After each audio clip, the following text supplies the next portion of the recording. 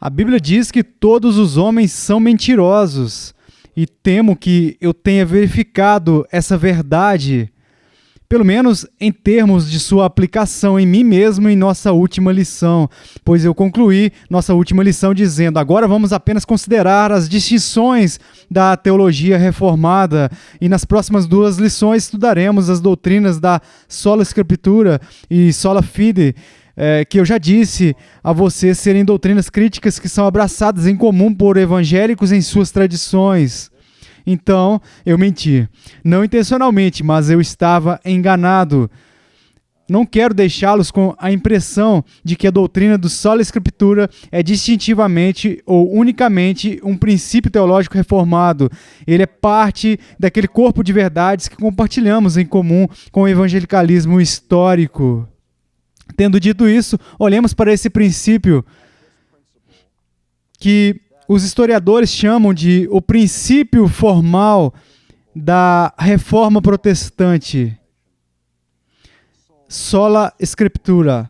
Em um sentido, este conceito nasceu publicamente na famosa confrontação de Lutero aos líderes de Estado e à Igreja na Dieta de Worms, pela qual Lutero foi chamado a retratar-se de seus ensinamentos, e lembramos daquela ocasião quando ele ficou diante do tribunal e disse: a menos que eu esteja convencido pela Escritura Sagrada ou por razão evidente, eu não posso retratar-me, pois a minha consciência é cativa da palavra de Deus. E agir contra a consciência não é certo e nem seguro. Aqui estou, que Deus me ajude. Isso foi imortalizado em filmes, livros de história e etc, e etc.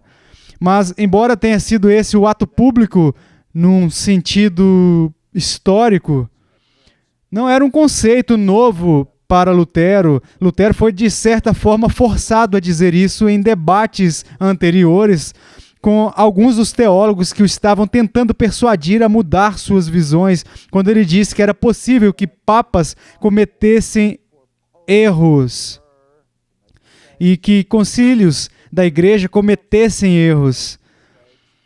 Mas a única fonte de absoluta autoridade escrita de revelação divina é a própria Escritura. Então, nós temos essa palavra sola, que colocamos antes da palavra Escritura. E a frase significa simplesmente somente pela Escritura. Mas o que isso significa? O ponto que nos preocupa aqui é o uso do termo somente. Na verdade, há mais de uma consideração, embora todas estejam correlacionadas. Na primeira instância, uma das disputas no nível do século XVI era a questão da fonte da revelação divina. Todos os cristãos do século XVI acreditavam que o cristianismo era uma revisão da fé, que seu conteúdo vem de Deus. E ambos os lados da disputa, Roma e o protestantismo no século XVI, concordavam que havia pelo menos 2 lugares distintos onde Deus concede revelação de si mesmo. Uma é a natureza, que é chamada de revelação natural ou geral. Os céus proclamam a glória de Deus. E a outra, é claro, é a Bíblia. Ambos os lados concordavam que a Bíblia era revelação. E ambos os lados concordavam que a natureza também é revelatória. Mas a disputa sobre o somente era se havia mais de uma fonte do que chamamos de revelação especial. E o movimento protestante disse que havia apenas uma fonte do que chamamos de revelação especial ou escrita, que é a Escritura, enquanto que Roma confessava sua confiança em 2 fontes de revelação especial: Escritura e tradição. Nós já falamos disso em outros cursos, mas eu quero repassar agora por causa do contexto desse estudo. da essência da teologia reformada.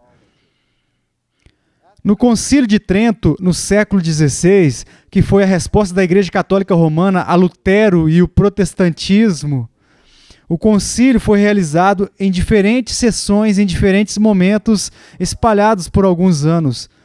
E na quarta sessão do Concílio de Trento, a Igreja Católica Romana declarou que as verdades de Deus são encontradas na Escritura e na tradição.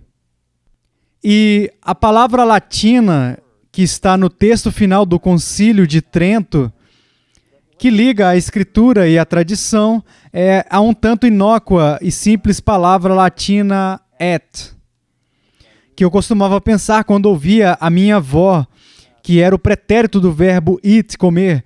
Ela dizia, have you ate your supper? Você já comeu seu jantar? Mas é simplesmente a palavra latina para e. Bem, essa é uma discussão complicada, pois um estudioso anglicano do século XX estava fazendo sua pesquisa de doutorado e ele estava se concentrando na quarta sessão do Concílio de Trento. E essa sessão terminou inesperadamente e abruptamente por causa do início da guerra no continente. E havia algumas pontas soltas pendentes e algumas coisas difíceis de explicar a partir das discussões que se seguiram naquele tempo. E o que esse estudioso anglicano notou foi que no primeiro esboço da quarta sessão do Concílio de Trento, a afirmação foi feita em latim, que a verdade de Deus está contida parcialmente,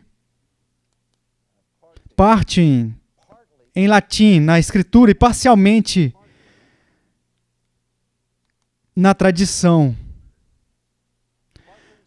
Parcialmente na Escritura, parcialmente na tradição. O que indicaria claramente que haveria duas distintas fontes para a doutrina da Igreja. Uma da Bíblia e a outra da tradição histórica da Igreja. Agora, quando esse primeiro esboço foi apresentado ao concílio, dois sacerdotes que eram delegados do concílio se levantaram e protestaram a linguagem. Eu não sei por que lembro o nome deles, mas seus nomes eram Bonuccio e Nociante. Esses dois padres italianos protestaram a linguagem, dizendo que ela enfraquecia a suficiência da Escritura. E aí o registro para. E não sabemos o que sucede nos debates que seguiram sobre a objeção deles. Tudo o que nós sabemos é que o rascunho final mostrou uma mudança.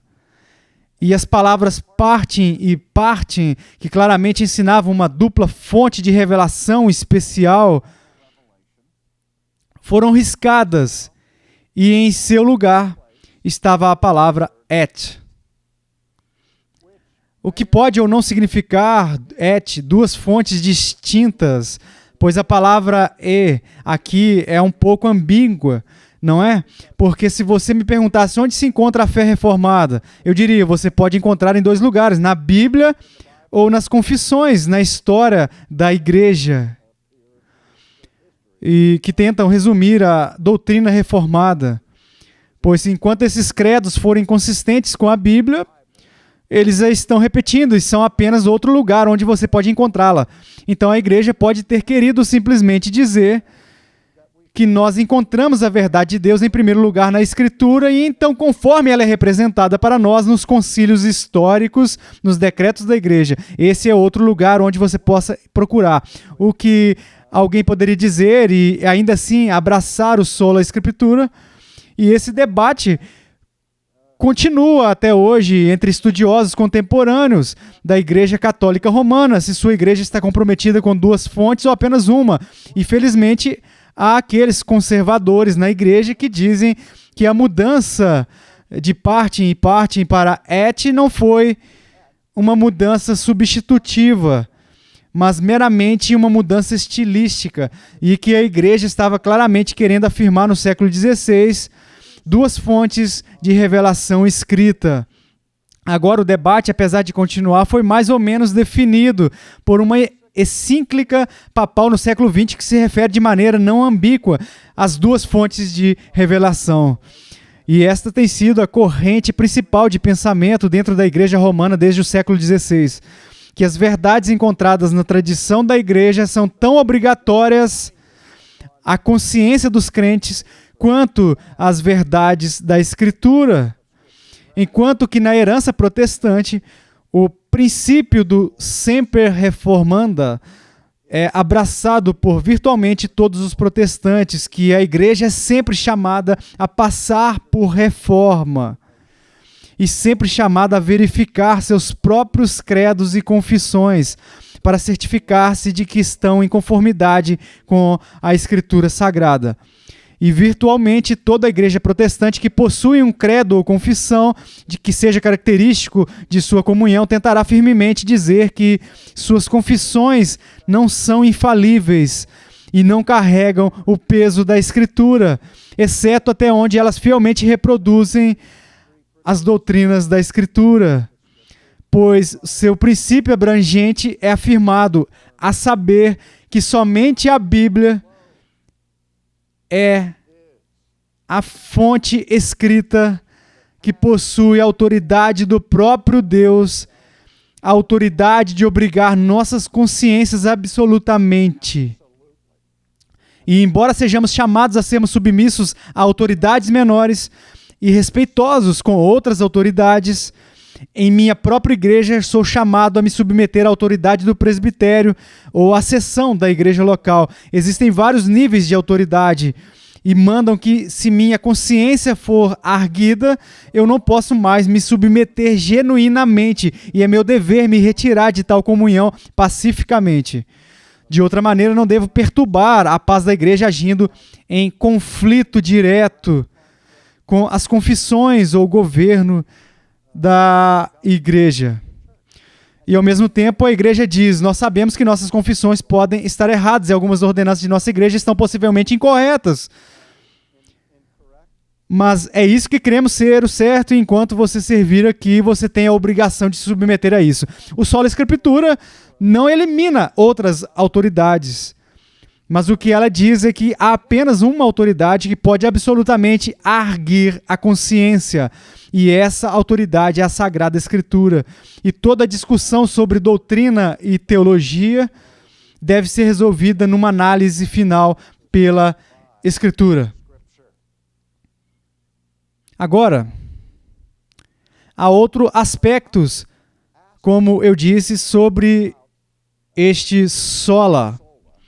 Além do fato de ser a única fonte da revelação escrita, e a única revelação que pode absolutamente arguir, embora não seja a única autoridade, mas também envolvido nesta afirmação no século XVI, era uma clara afirmação de que a Bíblia era a Vox Dei, ou a Verbum Dei, a palavra de Deus ou a voz de Deus, sendo infalível e inerrante, pois ela chega até nós pela superintendência do Deus Espírito Santo. A Bíblia é inspirada de tal maneira que seu autor, no final das contas, é Deus, embora ela seja transmitida por escritores humanos. A última fonte de sua verdade e conteúdo vem de Deus. E Deus, é claro, é infalível. Escritores humanos, por si mesmos, são falíveis. Mas a visão do protestantismo histórico era que Deus auxiliou de tal maneira as fraquezas de nossa humanidade caída para preservar a Bíblia da corrupção que esperaríamos normalmente de escritos de seres humanos, por sua superintendência divina e pelo ministério especial do Espírito Santo. Então, embora a Bíblia chegue até nós em palavras humanas e por autores humanos, ela é considerada de origem divina.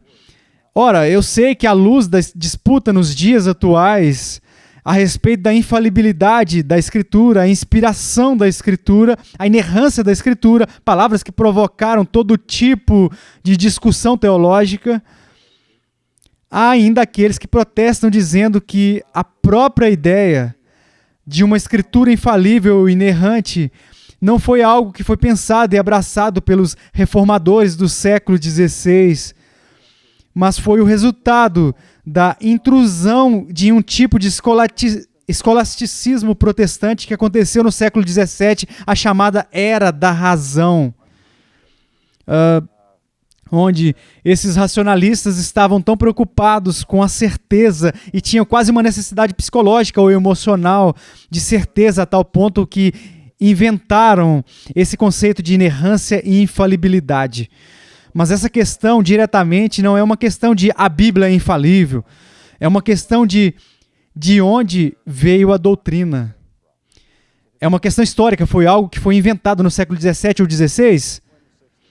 Deixe-me tomar alguns momentos para apenas ler algumas citações para vocês dos reformadores magistrais do século XVI e deixá-los decidirem por si mesmos. Aqui estão algumas observações que incluí em meu livro, que vem do punho de Martinho Lutero. Lutero diz isso: o próprio Espírito Santo e Deus, o Criador de todas as coisas, é o autor deste livro. Outra citação: a Escritura, embora também escrita por homens, não é de homens, nem vem de homens, mas de Deus. Novamente, aqueles que não leem essas histórias em vão devem considerar firmemente que a Sagrada Escritura não é sabedoria humana, mas divina. A palavra deve permanecer, pois Deus não pode mentir, e os céus e a terra devem ir às ruínas antes que a mais insignificante letra ou tio de sua palavra permaneça sem se cumprir. Então, Santo Agostinho, que diz em sua carta para São Jerônimo: aprendi a considerar apenas a Escritura Sagrada como inerrante. E isso não é Lutero citando um estudioso do século XVII, é Lutero citando Agostinho no final do século IV, onde Agostinho diz: aprendi a considerar apenas a Escritura como inerrante. Novamente ele diz: nos livros de Santo Agostinho acha-se muitas passagens que carne e osso falam. E quanto a mim mesmo, devo também confessar que quando falo a parte do ministério em casa, na mesa ou em outro lugar, falo muitas palavras que não são a palavra de Deus. É por isso que Agostinho, na carta para Jerônimo, escreve um belo axioma, que apenas a Sagrada Escritura deve ser considerada inerrante. Então vemos que Lutero não hesita. Outra passagem que posso citar de Lutero é: a Escritura nunca erra. Eu não sei se Lutero já usou a palavra inerrância. Ele apenas usou a palavra inerrante. E disse que a Bíblia nunca erra, que é a essência do conceito de inerrância. Então é uma tolice tentar argumentar que os reformadores do século XVI eram estranhos à ideia da inspiração, da autoridade, da infalibilidade e da inerrância da Sagrada Escritura. Mas um dos outros pontos importantes do Sola Scriptura no século XVI, que se tornou um princípio muito importante para o evangelicalismo histórico, foi o princípio hermenêutico. Os reformadores não apenas confessavam o que é a Escritura e de onde ela veio, mas também expressavam suas ideias em como a Bíblia deve ser interpretada e quem tem o direito e a responsabilidade de lê-la. Uma das coisas radicais que aconteceram na Reforma foi a tradução da Bíblia para o vernáculo, tomando-a das mãos daqueles que eram capazes de ler latim, grego ou hebraico, e colocando-a nas mãos de quem nem sequer liam em suas línguas nativas, como Lutero traduziu a Bíblia para o alemão e o Wycliffe traduziu a Bíblia para o inglês e etc. Em alguns casos, as pessoas que fizeram isso pagaram com suas vidas, pois o princípio que foi afirmado no evangelicalismo histórico foi o princípio, em primeiro lugar, da interpretação particular, significando que todo cristão possui o direito e a responsabilidade de ler a Bíblia por si mesmo. E eles têm o direito de interpretá-la por si mesmos. Isso agora foi ouvido por Roma, conforme testificado na Quarta Sessão de Trento, como significando que os protestantes estavam dando licença ao membro comum de igreja não apenas para ler a Bíblia por si mesmos, mas de distorcê-la à vontade.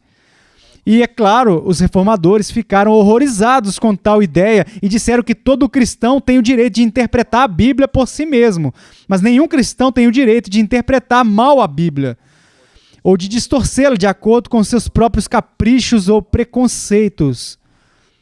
Mas o princípio da interpretação particular era baseado em outro princípio, que era o princípio da perspicuidade da Escritura, que é uma palavra chique para clareza. Lutero disse que há muitas partes da Escritura que são difíceis de lidar, e é por isso que precisamos de mestres na igreja, comentários e tudo isso, mas que a mensagem básica, aquela mensagem que é necessária para que uma pessoa entenda e compreenda, está clara para qualquer pessoa enxergar. E quando Lutero falou de levar a Bíblia para os leigos, a igreja disse: se você fizer isso, abrirá uma represa de iniquidade, pois as pessoas começarão a criar todo tipo de horríveis distorções, o que foi exatamente o que aconteceu. Mas Lutero disse: se for este o caso, e uma represa de iniquidade for aberta, ao abrir as páginas da Bíblia para o povo, que assim seja. Mas a mensagem que é clara é tão importante. Contém a mensagem da nossa salvação. É tão importante e clara que valerá os riscos de todas as distorções e todas as heresias que vêm com isso, para se certificar de que a mensagem central da Escritura seja ouvida.